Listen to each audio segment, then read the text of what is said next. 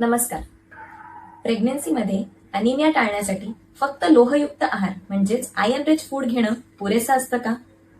हा प्रश्न मला बऱ्याच लोकांनी विचारला आहे. चला तर समजून घेऊया नक्की प्रेग्नन्सीत काय होतं ते.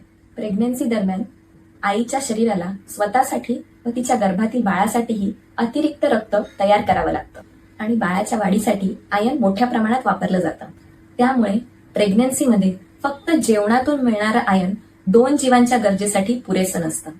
कारण आहारातून मिळणारं आयर्न शरीर मर्यादित प्रमाणातच शोषू शकतं. म्हणून डाएटवर अवलंबून राहून प्रेग्नन्सीमध्ये अनिमिया टाळता येत नाही. त्यामुळेच प्रत्येक गर्भवती स्त्रीने 4थ्या महिन्यापासून दररोज नियमितपणे आयर्नची गोळी घेणं अत्यावश्यक आहे.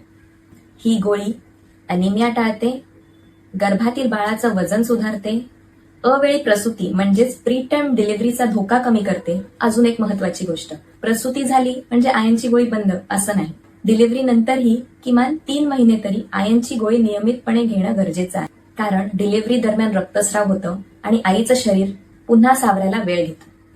त्यामुळे नेहमी लक्षात ठेवा, प्रेग्नन्सी दरम्यान लोहयुक्त आहार व त्यासोबतच आयर्नची गोळी म्हणजेच सुदृढ आई व निरोगी बाळ.